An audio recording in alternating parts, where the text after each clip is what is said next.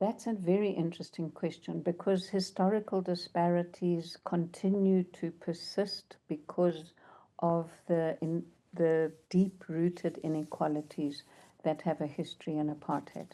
So we have racial inequalities and spatial inequalities.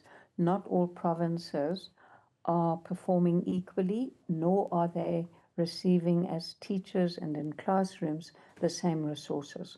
So we have a long way to go to overcome inequalities.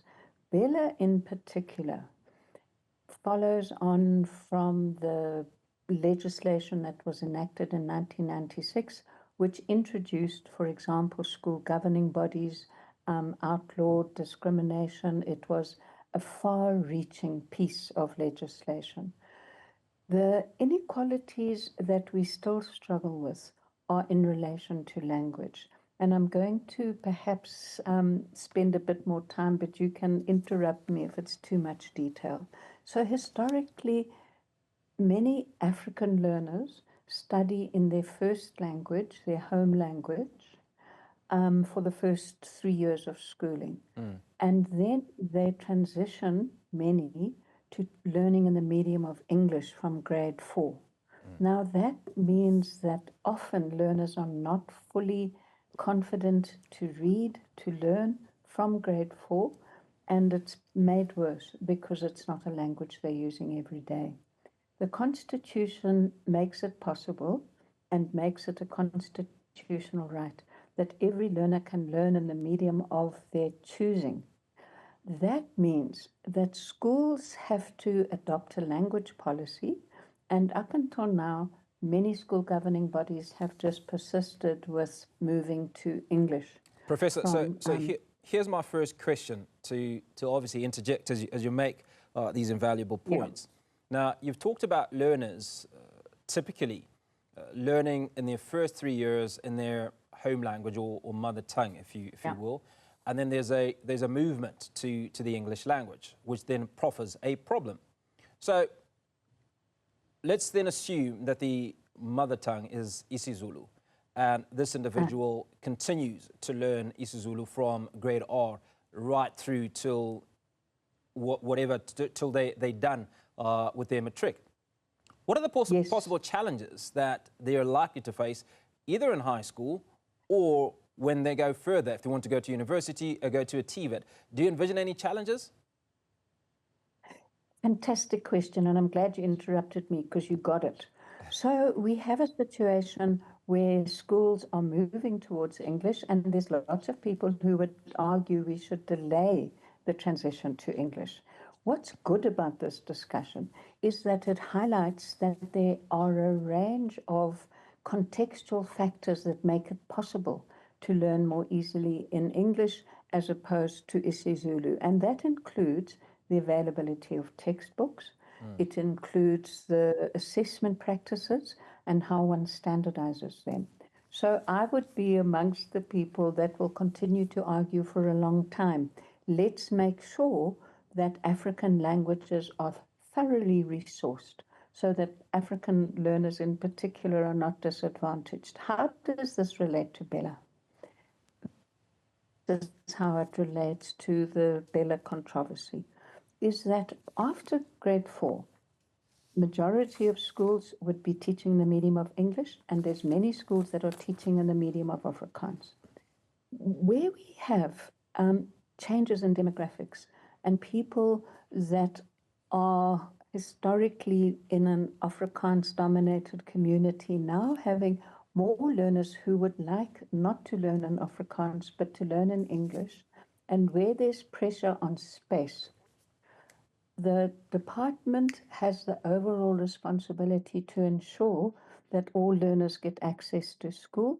Where there are schools that are underutilized, as for example may be the case with some Afrikaans medium schools, those Afrikaans speaking learners continue to have the right to learn in Afrikaans, but if there is available space to include a parallel or a dual medium stream of English that would enable the school to be fully utilized, the department now, according to BELA and according to all of the legal precedents that gave rise to the procedural clarity, can engage the school and has the overriding right to say, but school is underutilized, we'll make sure you have the necessary resources, but we need you to have an English stream and an Afrikaans stream.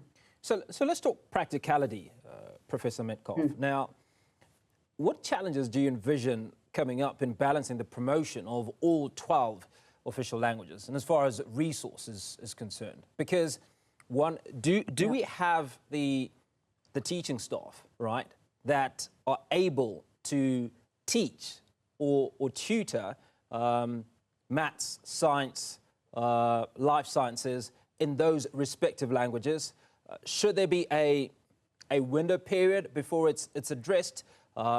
Is it fair to then say, yes, we can do Afrikaans, we can do isiZulu, but we can't do the other languages for a certain period, for instance? Okay, so all of your questions are correct. There's a lot of practicalities. We do have the teachers, etc. But can you imagine managing the complexity?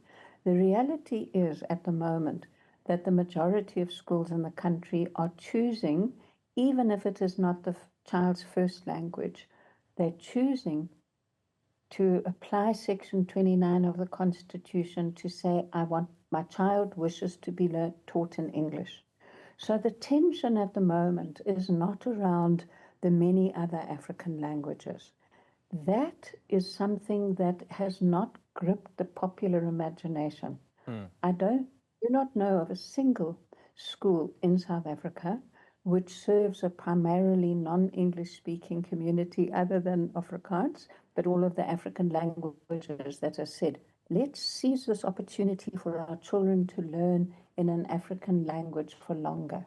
When that happens, I would be one who would celebrate it because I think it's in the interests of learning, but it would then need to be properly resourced, particularly in terms of learning materials. And then you would have even greater complexity.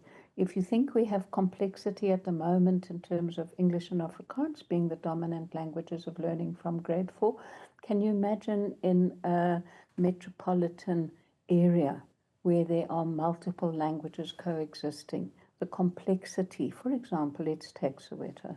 I'm sure we have all 11 of our African languages in Soweto, and there's challenges there because not only would you manage scarce resources across multiple language groups, but we also would need to be able to manage language so that it creates a sense of diversity and inclusion rather than ethnic separation.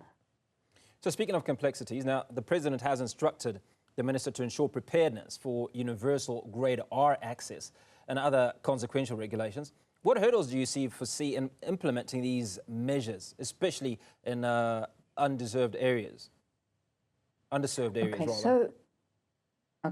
So let's just stay with grade R because I think it's a hugely important area and there hasn't been sufficient focus on it because many people don't see it as controversial, whereas with the language policy, it's been highly politicized. We can come back to that if you want.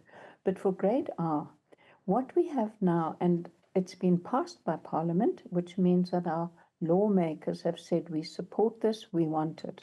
We now have, for the first time, 10 years of compulsory education. Education has been compulsory from grade 1 to grade 9. It's now going to be compulsory from grade R to grade 10. 10 years of compulsory education is good for education, it's good for learners.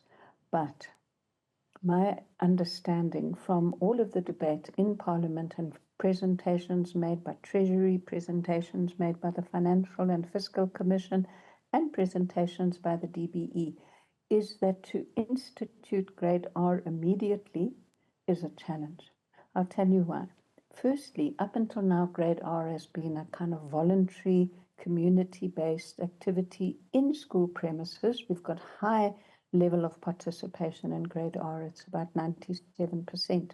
But those teachers, if education is now compulsory for grade R, there must be salary parity with other teachers.